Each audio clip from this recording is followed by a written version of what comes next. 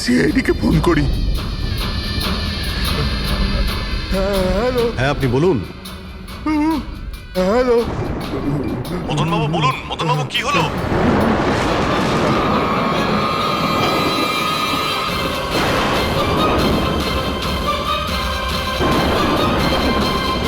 না না,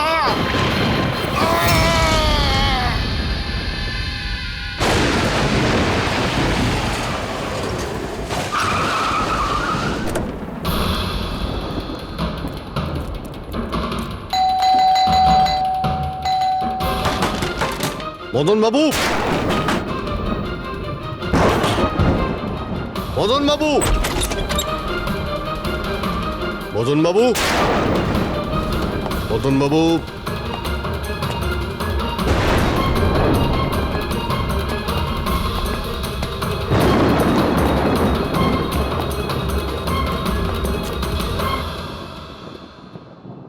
দয়া,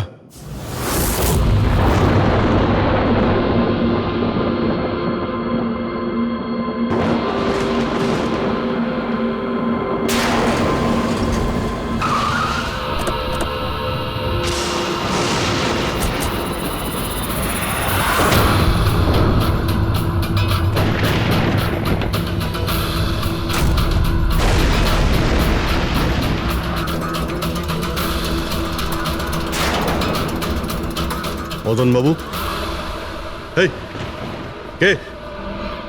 এই কে এখানে?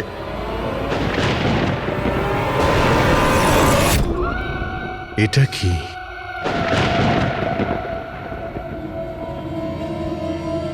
পুতুল?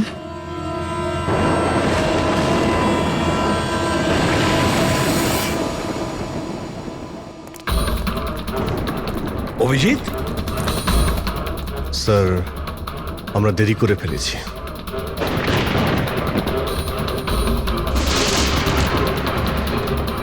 মাই গড,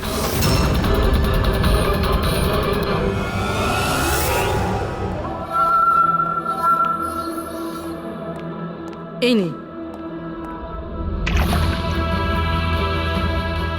আস্তে আস্তে আস্তে।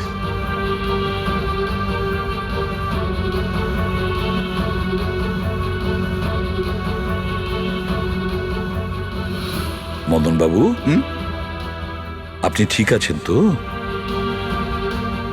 কেন, কি হয়েছে আপনার?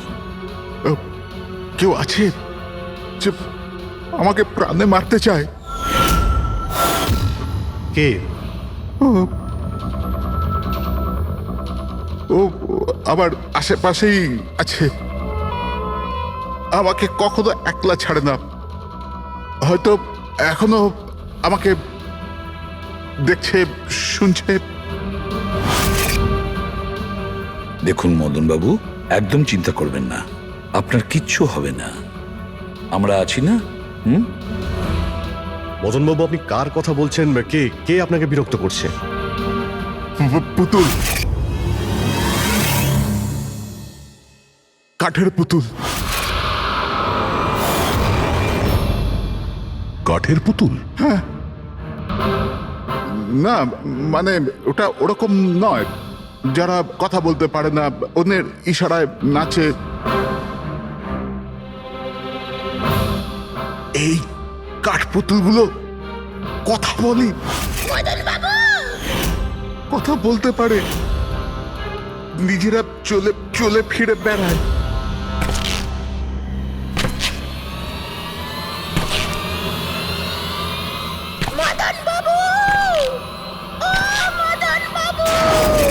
কথা বলা কাঠের পুতুল? হ্যাঁ, আমি জানতাম আপনাদের আমার কথা বিশ্বাস হবে না, কিন্তু কথাটাই এরকম যে কেউই করবে না।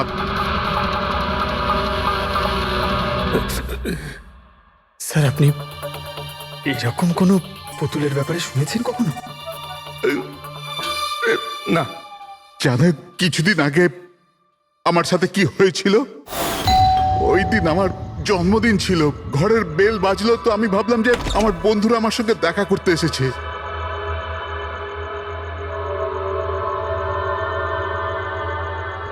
এত রাত্রে কে বেল বাজালো? অদ্ভুত তো।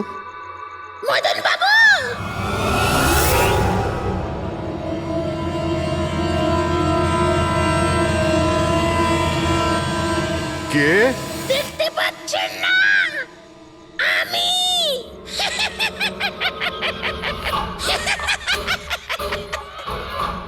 আরে আমি, এত অবাক হওয়ার প্রয়োজন নেই।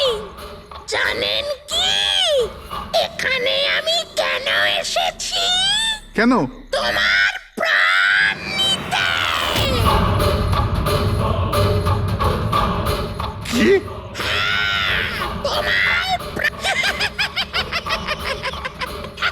রবি, কবিতা, তাড়াতাড়ি এদিকে আসো। কি হয়েছে দাদা? কে? এ এ পুতুলটা এটা বলছে যে এ আমার প্রাণ নিয়ে নেবে। কি? হ্যাঁ দাদা, এটা একটা নির্জীব পুতুল। হ্যাঁ, ওটাই তো। তো এটা আপনার প্রাণ কি করে নেবে?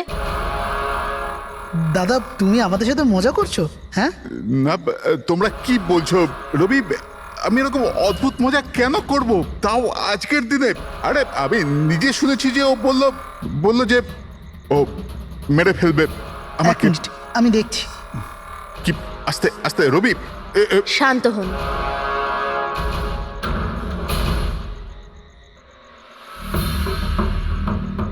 দাদা, মনে হচ্ছে তোমার সাথে কেউ মজা করেছে। এই কাঠের পুতুলের মধ্যে কেউ মনে হয় স্পিকার ফিট করেছে। চেক করো, হয়তো কোনো স্পিকার আছে।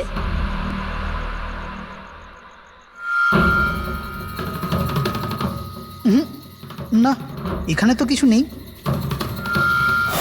এখন কোথায় ওই পুতুলটা? কি করে থাকবে?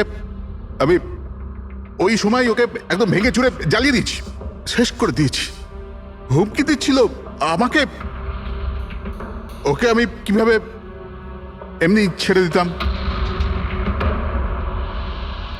আপনি কি সত্যিই দেখেছিলেন? হ্যাঁ, আমি মদনবাবু, এটা হতে পারে যে আপনি কোনো স্বপ্ন টপ্ন দেখেছিলেন। না, আমি দেখেছিলাম ও একলা। আমি আর একবার নয়, এরকম আমার সাথে বেশ কিছুদিন পর। আমার মনে হয় মদন বাবুকে মারার সব থেকে ভালো উপায় এই যে ওনার বুকে ছুরি ঢুকিয়ে দিয়ে। এতে তো পুরো মেঝে রক্তে খারাপ হয়ে যাবে। সবচেয়ে বেস্ট উপায় হলো মদনবাবুকে বিষ দেওয়া হোক। একটা কাজ করা যাক, কেন না ওনার গলায় টিপে দেওয়া যাক। তো আপনি বলে দিন মদনবাবু, আপনি কিভাবে আপনার মৃত্যু হওয়া পছন্দ করেন? মদন বাবু, কোথায় যাচ্ছেন?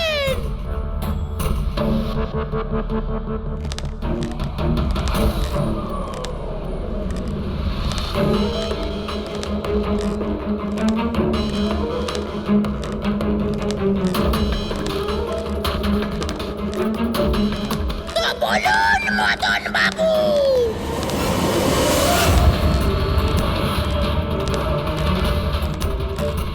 কিভাবে আপনি মরতে চান বলুন মদন বাবু।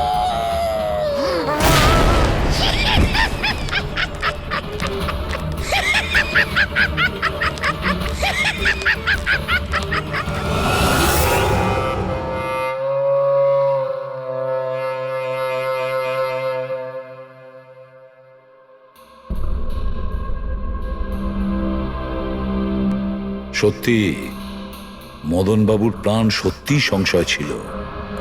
উনি সত্যিই বলছিলেন, কোনো ভ্রম ছিল না। এর মানে স্যার মদন বাবুর খুন এই পুতুলটা করেছে? কি যে বাজে কথা বলো না, পুতুল আবার খুন করতে পারে নাকি? তাহলে স্যার খুনটা করলো কে? সেই ফেডরিক, যে কাঠের পুতুলের খেলাটা ভালো করে জানে। যখন আমরা এখানে এসেছিলাম তখন এই পুতুলটার হাতে এই ছুরি ছিল। সমস্ত প্রমাণ তো এর দিকেই আঙুল তুলছে। তাহলে খুন এই করেছে। দাদা, দাদা, প্লিজ প্লিজ দাদা, স্যার এই পুতুলটা খুন করেনি।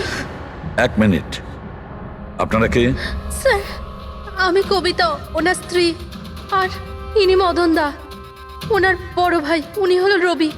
তাহলে আপনারা এতক্ষণ কোথায় ছিলেন, কি করছিলেন? স্যার আজ আমাদের ম্যারেজ অ্যানিভার্সারি, সেজন্য আমরা বাইরে ডিনার করতে গেছিলাম। আমরা মদন দাকেও বলেছিলাম সাথে যেতে, কিন্তু উনি বারণ করে দিলেন। আর এইসব আপনি বলছেন যে মদনবাবুর খুন এই পুতুল করেনি? হ্যাঁ স্যার, এই পুতুলটা খুন করেনি। আপনি কি জানেন খুনিকে? আমার পুরো বিশ্বাস ওনার খুন সাদুল করেছে। উনি উনি ওনার উপর বদলা নিতে চেয়েছিলেন। আচ্ছা, যার কথা বলছেন সে কে? কিসের প্রতিশোধ নিতে চাইছে? সাদুল একজন ভেন্টাকলিস্টার ভয়েস ওভার আর্টিস্ট ছিল। মদনদা আর রবির বড়দা অঙ্কুশদার ছোটবেলার বন্ধু। অঙ্কুশদা ছোটবেলা থেকেই সাদুলকে খুব ভালোবাসতো। যখন উনি দেখলেন সাদুল জীবনে কত ঠোকর খাচ্ছেন, তো 5 বছর আগে উনি নিজের বাড়িটা সাদুলকে দিয়ে দিলেন, যাতে উনি ওনার থিয়েটার গ্রুপ চালাতে পারেন। যদি ওরা কোনোদিন অঙ্কুশদাকে ভাড়ার টাকা দিতে পারেনি, কিন্তু অঙ্কুশদার এই নিয়ে কোনোদিনই কোনো দুশ্চিন্তা হয়নি, কারণ উনি জানতেন যে এই কলাতে অত পয়সা পাওয়া যায় না। সাদুল আর ওনার স্টুডেন্টরা অঙ্কুশদার বাড়ি থেকেই নিজেদের ভেন্ট্রালোকুইজমের প্র্যাকটিস করত। পুতুল দিয়ে কথা বলানো এই শিল্পের ঘন্টার পর ঘন্টা বসে রিহার্সাল করত। তাহলে একটা কথা তোমরা ভালো করে বুঝে নাও, ভেন্ট্রিলোকিজম এই শিল্পটা সহজ নয়, কিন্তু এটা আবার এতটাও মুশকিল নয়। এই শিল্পটা করার যে পদ্ধতি, এটার নামেই লুকিয়ে আছে। ভেন্ট্রিলোকিজম একটা ল্যাটিন শব্দ, যাতে ভেন্টারের মানে হচ্ছে পেট আর লোকি মানে হচ্ছে বলো। তাহলে ভেন্ট্রিলোকিজমের অর্থ পেট দিয়ে বলো। যেমন, হ্যালো বরুণ, কেমন আছো? তারপর একদিন অঙ্কুশদা মারা গেলেন, আর সব কিছু বদলে গেল। কারা? আরে আরে আরে আপনারা কি করছেন? আরে কি হলো? আপনারা কে? কি হয়েছে? আরে কি করছেন? কি করছেন? এরকম করছেন কেন আপনারা? আপনারা কারা? কি হয়েছে? আরে আপনারা চাইছেনটা কি? আরে রবি, বলবান, কি হচ্ছে এখানে? কি হচ্ছে? এই যে এতদিন ধরে তোমরা বিনা পয়সার ফুটনি মারছিলে না, আজ থেকে বন্ধ হয়ে গেল। আমি এখানে কোনো ধর্মশালা খুলে রাখিনি। কিন্তু বলবন্ত, অঙ্কুশ তো বলেছিল যে... কে অঙ্কুশ? যে মরে গেছে, যে আর বেঁচে নেই, পৃথিবীতে আর নেই। এতদিন পর্যন্ত ওর পদ্ধতিতে চলেছো, আজ থেকে আমার পদ্ধতিতে চলতে হবে, বুঝতে পেরেছো? চলো জায়গা ফাঁকা করো। রবি, বোঝাও তোমার দাদাকে। ও কি বোঝাবে আমাকে? আমি বুঝতে পারি তো সবকিছু। আর যদি এখানে থাকতেই হয় তো ভাড়া দিতে হবে। ভাড়া? হ্যাঁ ভাড়া। কত ভাড়া দিতে হবে আমাদের? 4 লাখ। 4 লাখ? 4 লাখ টাকা তো আমাদের কাছে নেই। নেই যখন তখন খালি করো, না হলে আমি পুলিশকে ডেকে তোমাদের সবাইকে জেলে পাঠিয়ে দেবো, আর ওখানে থাকবার জন্য কোনো ভাড়াও দিতে হবে না। বলবন্ত, আমাদের কিছুটা সময় দাও, তাড়াতাড়ি আমরা কোথায় যাব? সময় টময় কিছু পাওয়া যাবে না, অনেক দেখেছি, অনেক হয়েছে তোমাদের তামাশা। চলো স্যার স্যার এরকম করবেন না প্লিজ স্যার, প্লিজ স্যার এরকম করবেন না আর স্যার, 1 মিনিট। যতদিন না তোমরা আজ পর্যন্ত ওর ভাড়া দিচ্ছ, এই যে তোমাদের জিনিসপত্র পড়ে আছে না, আর এগুলো কি, এই কাঠপুতুলগুলো, এগুলো সব আমার কাছে থাকবে। কিন্তু তুমি এই সমস্ত জিনিস নিয়ে নিলে আমরা ভাড়া কি করে দেব? ওসব আমি জানি না। স্যার এরকম করবেন না স্যার, আমরা আপনার সব টাকা মিটিয়ে দেবো স্যার, প্লিজ। স্যার আপনার এগুলোকে নিষ্প্রাণ কাঠের পুতুল মনে হয়, কিন্তু আমাদের কাছে এগুলো প্রাণের সমান। ও ভাই ট্র্যাজেডি কিং, তোমার এই যে সব মেলোড্রামা আছে না, এগুলো আমার দাদা অঙ্কুশের সাথেই চলতো, আমার সাথে নয়। আর এই যে কি এ 4 লাখ টাকা রোজগার করে দেবে এই কাঠপুতুলগুলো। আরে 4 লাখ কি, 4,400 টাকাও রোজগার করে দিতে পারবেন এই কাঠপুতুলগুলো। জানো কেন? কারণ এই শিল্প শেষ হয়ে গেছে, জিরো। এই যে তোমাদের গুরু আছে না সাদুল, ওরই মতো কোনো কাজের নয়, লুজার, একজন লুজারও, বুঝলে? বেরো বেরো, এই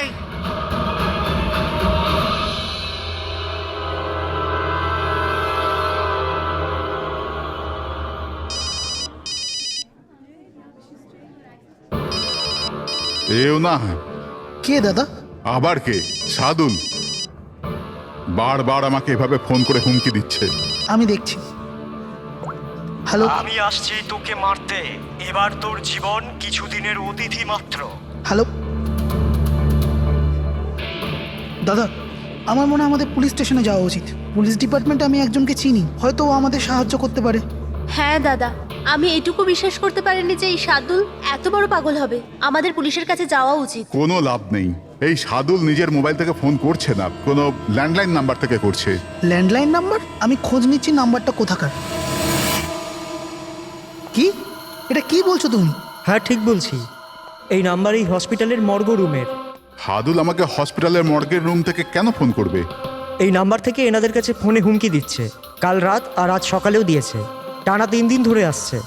কে করছে এই কল? স্যার এই ফোন দিয়ে কারোরই ফোন করবার কোনো অনুমতি নেই। আমি সারাদিন এখানেই থাকি, এই ফোন থেকে কেউ কোনো ফোন করেনি। তাহলে তুমি নিশ্চয়ই কল করেছো। স্যার আমি কেন ফোন করব? আমি তো আপনাদের চিনিও না। হ্যাঁ হতে পারে তুমি সাদুলের কথা করেছো। কি নাম বললেন আপনি? সাদুল। সাদুল? এই যে এ হলো সাদুল, চেনো তুমি একে? এ আপনাদের কি করে কল করবে? কেন করতে পারবে না কল?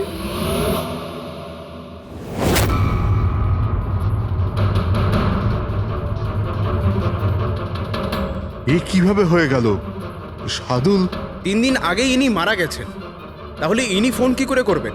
কিন্তু এর মৃত্যু হলো কিভাবে? ইনি ড্রিঙ্ক করেছিলেন, একটা গাড়ি এনাকে উড়িয়ে দিয়ে চলে গেছে, ওখানেই ওনার মৃত্যু হয়।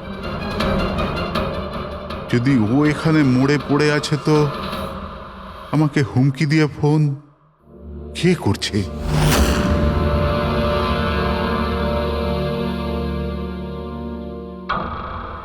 স্যার, হ্যাঁ, পুলিশের রেকর্ড অনুযায়ী তো এই সবকটা কল মর্গের ল্যান্ডলাইন থেকে এসেছিল।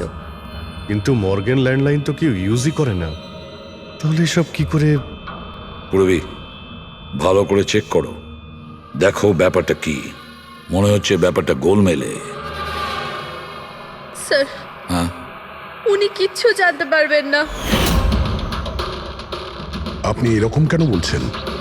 কারণ সিআইডি স্যার জীবিত লোকেদের ধরতে পারে, আত্মাদের নয়। আর আমি জানি এটা সাদুলের আত্মাই করেছে।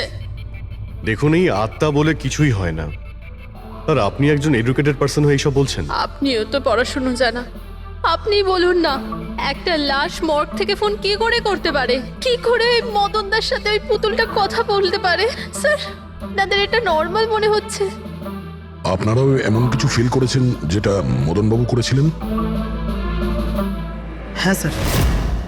না, বাঁচাও, আমি তোমাদের ছাড়বো না। তোমরা খুব বিরক্ত করছো আমাকে, তোমাদের সবাইকে মেরে ফেলবো আমি, ছাড়বো না। দাদা, সরে যাও। না, দাদা কি হলো? এদিকে আসবে না। আরে কিন্তু দাদা এটা কি করছো তুমি? দাদা কি?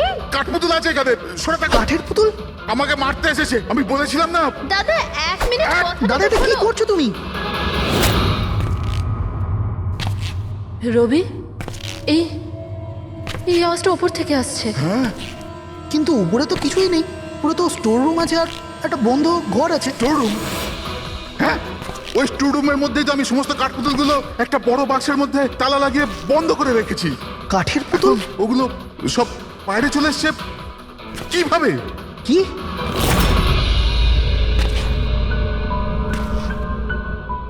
দাদা, তুমি তুমি ভয় পেও না, এসো উপরে এসো। রবি, কিন্তু চলো আস্তে আস্তে। সামলে।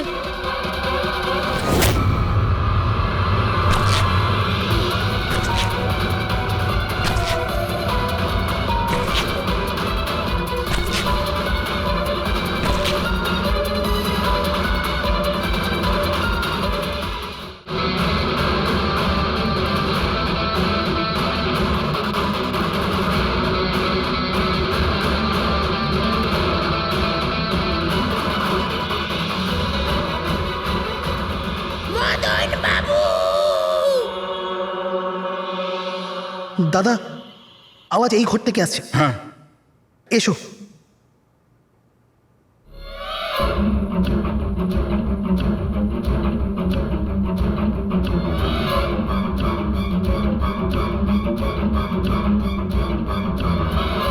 মদন বাবু,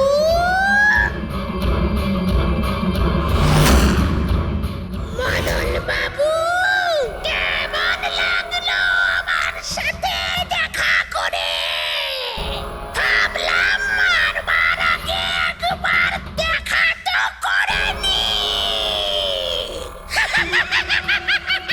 আমি বুঝেছিলাম না কথা বলে। স্যার, মদন দাদা সব পুতুলগুলোকে বাক্সে বন্দি করে রেখেছিল, কিন্তু কি করে জানি না এই পুতুলগুলো কোথা কোথা থেকে বেরিয়ে আসছিল। আমরা ওই বাক্সটাও দেখতে চাই, ওই রুমটাও যেখানে ওই তোমরা কাঠের পুতুলটা দেখেছিলে, সেটা কোথায়? স্যার, দুটো ঘরই উপরে স্যার। চলো দেখাও। আসুন স্যার।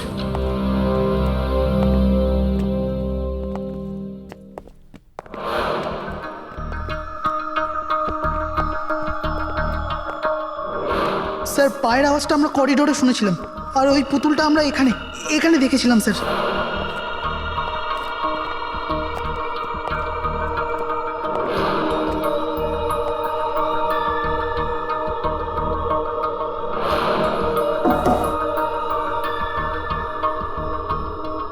আচ্ছা, এটা বলুন যে এই রুমটা এত ফাঁকা কেন? স্যার, আমি ভেবেছিলাম কি এখানে ট্রেডমিল আর বাইসাইকেল রাখবো, একটু এক্সারসাইজ করব, কিন্তু সময় পাইনি।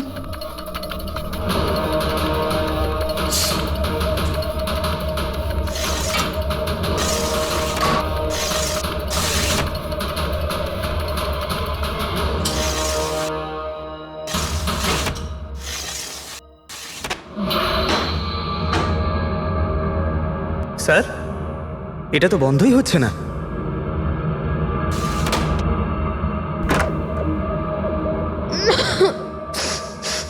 আসুন স্যার। স্যার, এই ওই পেটিগুলো যেখানে পুতুলগুলো বন্ধ করা আছে। একটু লাইটটা অন করবেন? হ্যাঁ।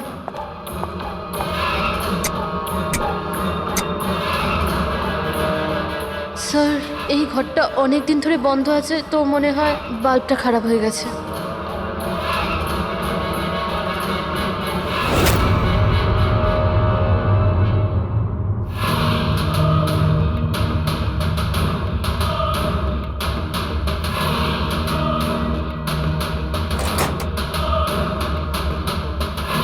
স্যার, প্রত্যেকটা বক্সে তালা লাগানো আছে।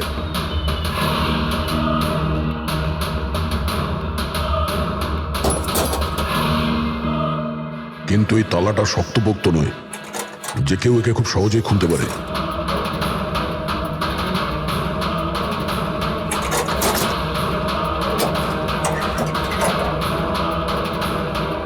এতগুলো পুতুল,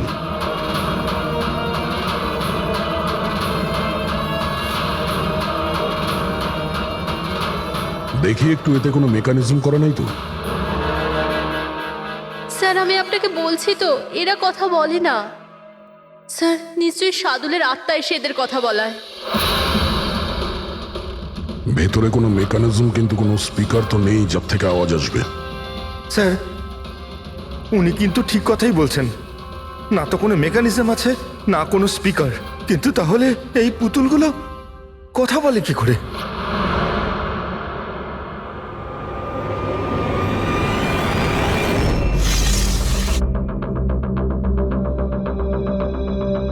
লকটা কি খারাপ? লোকটা খারাপ স্যার। এখান থেকে তো সহজেই কেউ ভিতরে ঢুকতে পারে। সিঁড়িও রয়েছে আর পাইপও রয়েছে, যে কেউ সহজেই ঢুকতে পারে।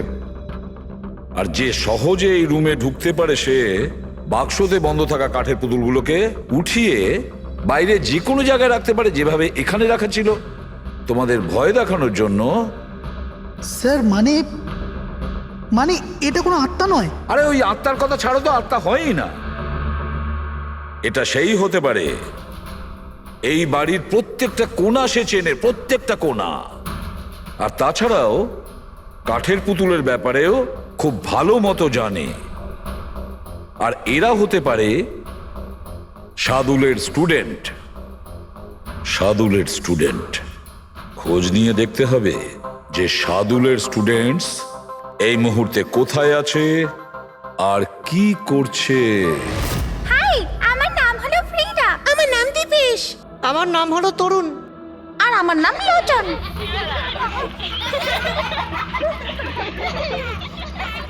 আজ আমি তোমাদের একটা দারুণ গল্প শোনাতে চলেছি। না, সবসময় কেন তুমি শোনাবে গল্প? আরে তুই তো আপত্তি কিসের? হ্যাঁ হ্যাঁ ফ্রিডা, তোমার সবসময় ভালো রোল প্রয়োজন পড়ে। হ্যাঁ দীপেশ, তুমি একদম ঠিক বলেছো। পরিশ্রম আমরা করি আর ফেমাস তুমি হয়ে যাও। তোমার পুতুলও তো সেই কথাই বলছে।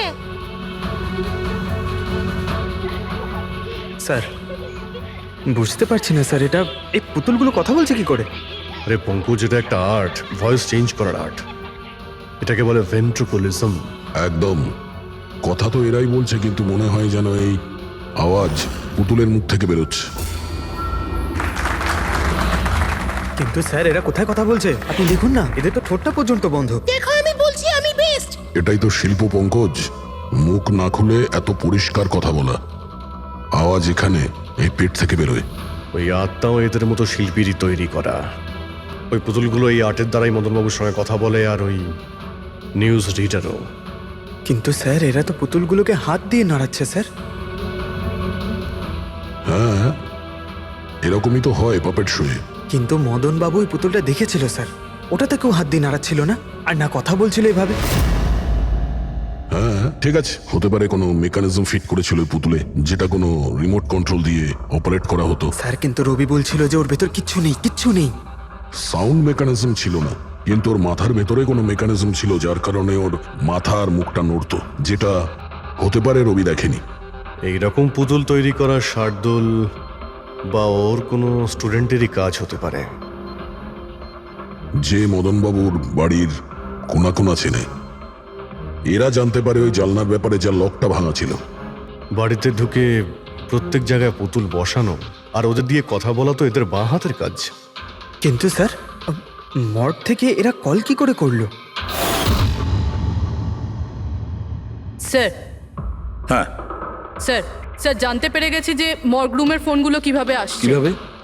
স্যার এর জন্য স্কুফিং সফটওয়্যার ব্যবহার করা হয়েছে। স্কুফিং সফটওয়্যার? সেটা আবার কি? স্যার এক্ষুনি বলছি।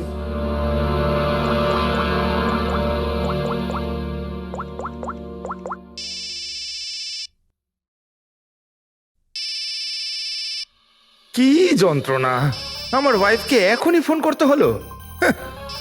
হ্যাঁ স্যার, আমি কারেন্টের বিলটা দিতে না আবার ভুলে গেছি। মনে হয় লাইনটা কেটে দিয়ে গেছে। আমাকে বকবে বলেই ফোনটা করেছে। ফোনটা তোলা ঠিক হবে? ধরো, যাও তাড়াতাড়ি কথা বলে নাও। হ্যালো, হ্যাঁ আমি বাড়ি ফেরার সময় কারেন্টের বিলটা দিয়ে বাড়ি যাব। রেডি স্যার, এইবার কারেন্ট কেটেই যাবে। আরে পুরবি, তুমি ফোন করেছিলে? কিন্তু এটা তো আমার ওয়াইফের ফোন নাম্বার। পুরবি, এটা করলে কি করে? স্যার এটাই তো এই সফটওয়্যারের বিশেষত্ব। ফোন যেখান থেকেই করো, নাম্বার সেটাই দেখাবে যেটা আপনি চাইবেন। কিন্তু পুরবি, তুমি এই সফটওয়্যারটা পেলে কোথা থেকে? স্যার সাইবার ইউনিট থেকে নিয়েছি। আর স্যার এর সাহায্যে শুধু নাম্বারই নয়, বরং কোনো মানুষ তার লোকেশন পর্যন্ত ভুল বলতে পারে। ওরে বাবা রে! স্যার, ভীষণ বিপজ্জনক সফটওয়্যার কিন্তু। খুনি মর্গের নাম্বার এই জন্যই ব্যবহার করেছে যাতে আমরা ভাবি এই পুরো ব্যাপারটা সাদুলের আত্মা করেছে, সাদুলের আত্মার কাজ। আচ্ছা বাচ্চারা, তোমাদের সঙ্গে দেখা করে খুব ভালো লাগলো। পরের বার আবার দেখা হবে। বাই। সাবধানে যাও তোমরা। Bye bye bye bye. Bye. হ্যাঁ বলুন, কিভাবে আমি আপনাদের সাহায্য করতে পারি? হ্যাঁ, তোমরা সাহায্য না করলে আর কে করবে? আসলে আমরা এটাই জানতে চাই যে মদনবাবুকে ভয় দেখানোর প্ল্যান তোমাদের মধ্যে কে করেছিল? আমরা ঠিক বুঝলাম না। আচ্ছা, তোমরা কিছু বুঝতে পারলে না? হ্যাঁ, না স্যার। আমি বুঝতে পারলাম না। আমি নির্দোষ। খুব হাসি পেল। হ্যাঁ, একটা লোক মারা গেছে আর তোমাদের সবার হাসি পাচ্ছে। মৃত্যু?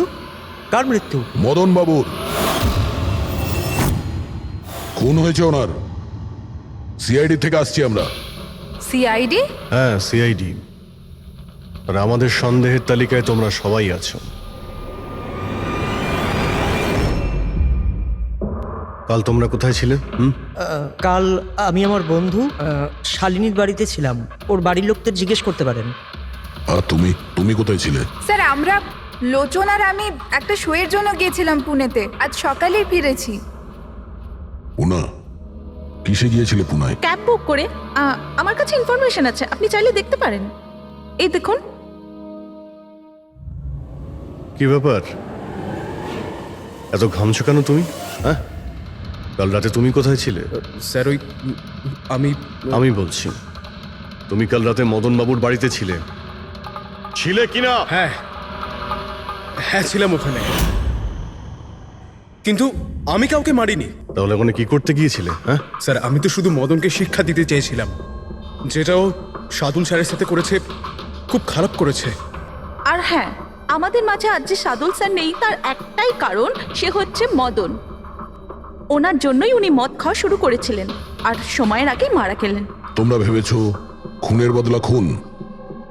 না না স্যার, আমরা শুধু ওনাকে ভয় দেখাতে চেয়েছিলাম। গৌরবের প্ল্যান ছিল এটা। হ্যাঁ স্যার, গৌরবই কালকে রাতে আমাকে ফোন করে ডাকে ওই 11:30-12টার আশেপাশে, কিন্তু আমি একটু লেট হয়ে যাই আর 12:30টায় গিয়ে পৌঁছাই।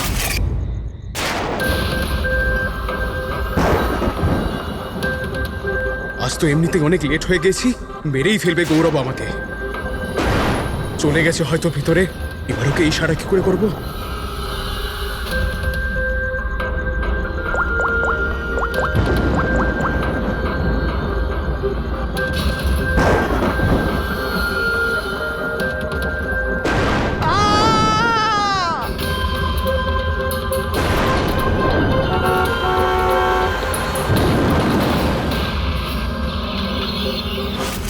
গন্ডগোল তো করেই ফেলেছ, মদনবাবুর খুন হয়ে গেছে। স্যার, আমার এই খুনের সাথে কোনো রকম সম্পর্ক নেই। আর গৌরবের? স্যার, এটা তো গৌরবই বলতে পারবে, তাই না? ঠিক আছে, গৌরবকে ডাকো। কোথায় ও? গৌরব তো এখন গোয়াতে আছে। গোয়া? গোয়াতে কেন? স্যার, এটা জানি না। ওকে কিন্তু বাঁচানোর চেষ্টা করবে না, নাহলে তুমি ফেসে যাবে, বুঝেছো? না স্যার, এরকম ব্যাপার নয়। কালকে রাতে যখন ওকে আমি ফোন করি তখন ওর ফোন বন্ধ ছিল। আজকে সকালে মেসেজ আসে আমার কাছে। মেসেজ দেখাও তো। স্যার, কাল রাত্রে যেটা হয়েছিল সেটা হওয়ার কথা নয়। আমি গোয়া পৌঁছে গেছি কিছুদিন গা ঢাকা দেওয়ার জন্য। কিন্তু এ গোয়াতে কখন পৌঁছলো আর কিভাবে? যখন আমরা ক্রাইম সিনে পৌঁছেছিলাম তখন তো ও ওখানে ছিল না। হ্যাঁ, যদি আমরা এটাও ভেবে নিই যে যখন আমরা ওখানে পৌঁছলাম তার ঠিক আগে ও ওখান থেকে বেরিয়ে গেছে, তাহলে ও গোয়া কি করে পৌঁছবে? খুন হয়েছিল রাত 1টার সময় আর তারপরে আমরা ওখানে পৌঁছেছি। ফ্লাইট নেই গোয়া যাওয়ার জন্য। স্যার, হতে পারে ফ্লাইটে না গিয়ে বাসে বা গাড়ি করে গেছে হয়তো। না পঙ্কজ, ড্রাইভ করে গোয়া পৌঁছতে মিনিমাম 12 ঘন্টা লাগে, আর এই মেসেজটা এসছে সকাল 9টার সময়। মানে গোয়া পৌঁছানোর আগেই ও মেসেজ করে দিয়েছে যে ও গোয়া পৌঁছে গেছে। পঙ্কজ, খোঁজ নিয়ে দেখো যে গৌরবের ফোনের লাস্ট লোকেশন কোথায় দেখাচ্ছে। তুমি গৌরবের নাম্বারটা দাও, আচ্ছা ঠিক আছে, থ্যাংক ইউ। স্যার স্যার গৌরবের শেষ লোকেশন ছিল ওই মদনবাবুর বাড়ি, আর কাল রাত 11:30টার সময় ওর মোবাইল বন্ধ হয়েছে। 11:30। Hello, thank you sir. Gaurav নামের কোনো ব্যক্তি গোয়ার কোনো ফ্লাইটেই ছিল না, না আজকে সকালে না কাল রাতে। আর তাছাড়া স্যার, একে কোনো এয়ারপোর্টে সিসিটিভি ফুটেজেই দেখা যায়নি। মানে আমাদের সন্দেহ একদম ঠিক, গৌরব এখানেই আছে। তাহলে ও বা অন্য কেউ ওর ফোন থেকে এই মেসেজটা পাঠিয়েছে যে ও গোয়া চলে গেছে। কিন্তু স্যার, কেউ এরকমটা করবে কেন? সেটা তো আমি জানি না ফ্রেডি, কিন্তু একটা কথা আমি বুঝতে পারছি না, গৌরব তো চাইলে যে কোনো সময় মদনবাবুকে মারতে পারতো। এসব নাটক করার কি প্রয়োজন ছিল? আর ওরার চারজন এই কাঠপুতুলের খেলাটাই বা কেন খেলছিল? আর ও যদি মদনবাবুকে মেরেই থাকে তাহলে ওর চারজন বন্ধুকে কেনই বা বললো না?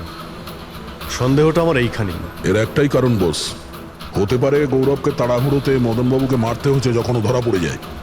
আর না হলে খুনি গৌরব না, অন্য কেউ। স্যার, খুনি যদি অন্য কেউ হবে তাহলে এই গৌরব কোথায়? হতে পারে খুনি গৌরবকে মেরে গায়েব করে দিয়েছে, আর আমাদের সামনে এমন প্রমাণ ফেলে দিয়েছে যে আমাদের মনে হয় যে ও পালিয়ে বেড়াচ্ছে, গোয়াতে আছে ও।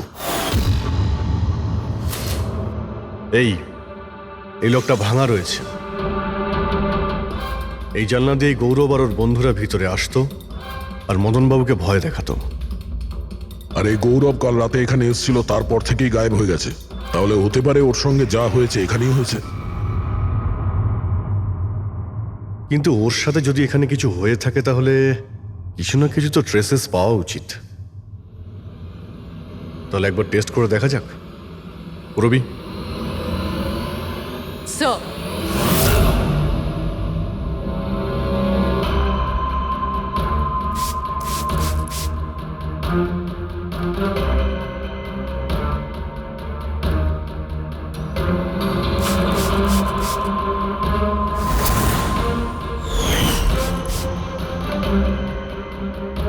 স্যার আপনার সন্দেহ ঠিক ছিল, এখানে তো রক্ত রয়েছে। ও যখন এই দরজা দিয়ে বাইরে বের হয়েছিল তখনই ওর ওপরে কেউ আক্রমণ করে। স্যার এদিকে তো কোনো চিহ্নই নেই। ওদিকটা দেখো। এই যে স্যার, ওখানেও দেখো।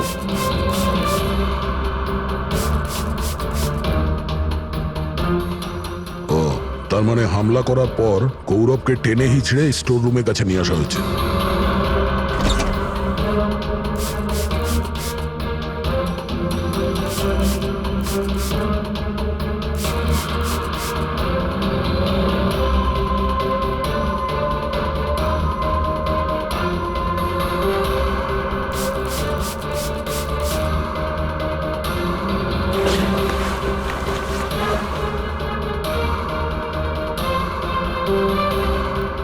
রক্তের দাগ তো এতটা অবধি রয়েছে, তার মানে গৌরবকে এখানেই। আর আমরা এখানে এলাম কিন্তু আমরা জানতেই পারলাম না। আর তারপরও গায়েব হয়ে যায়। মনে হচ্ছে এখন বডিটাকে কোথাও পুঁতে দিচ্ছে এই বাড়ির লোকেরা।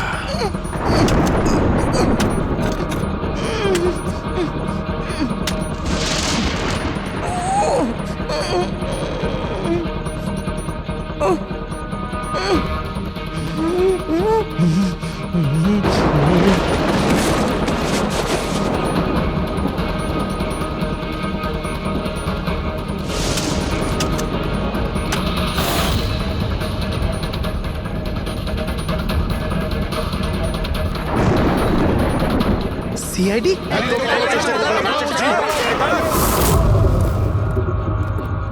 সরে যাও। পিছিয়ে যাও। স্যার, হ্যাঁ, জীবিত আছে। তাড়াতাড়ি হসপিটালে নিয়ে যাও। তোমরা কবর দিতে চাইছিল ওকে? হ্যাঁ, কিন্তু আপনি কি করে জানলেন আমরা এখানে?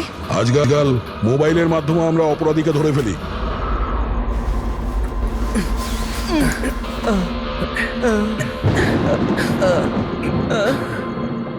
চলো তাড়াতাড়ি নিয়ে যাও ওকে। চলে এসো।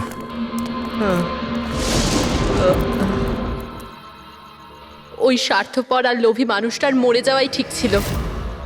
অঙ্কুশদা মারা যাওয়ার পর মদনদা নিজেই সব প্রপার্টি দখল করতে চেয়েছিল। আমরা কি পেতাম? লবণঙ্গা। আমরা এই প্ল্যানটা তখন বানালাম যখন বাড়িতে ওই কাঠপুতুলের ঘটনাগুলো ঘটছিল। আমরা জানতাম স্যার কোনো আত্মা টাত্মার চক্কর নয়, এই জন্যই আমরা এক রাত জাগলাম যাতে এই পুতুলটার রহস্যের পর্দা খুলতে পারি। আর তারপরে তোমরা গৌরবকে ধরে ফেলো। হ্যাঁ,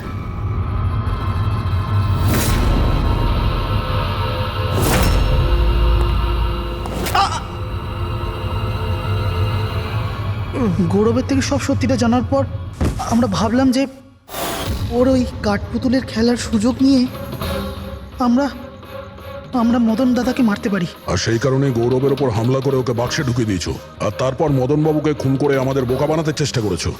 আর এটা দেখাতে চেয়েছিলে যে খুন পুতুল করেছে। হ্যাঁ, আমরা জানতাম যে সিআইডি কখনোই আত্মাদের গল্প আর পুতুলদের খেলার উপর বিশ্বাস করবে না, আর আপনারা সোজা সন্দেহ করবেন সাদুলের স্টুডেন্টদের, বিশেষ করে গৌরবের ওপর। আর আমাদের মিসলিড করার জন্য গোয়ার ওই মেসেজ পাঠিয়ে দিলে। হ্যাঁ, আমরা ভেবেছিলাম যে আপনারা সারা জীবন ধরে গৌরবকে এখানে ওখানে খুঁজতে থাকবেন, আর আমরা ওকে মেরে এখানে পুঁতে দেবো। টাকার জন্য তোমরা নিজের দাদাকে মেরে ফেলেছ। কি করবে এই টাকা নিয়ে? আর না এখন এই টাকা তোমাদের জেলে যাওয়ার থেকে বাঁচাতে পারবে, আর না ফাঁসির দড়ি থেকে।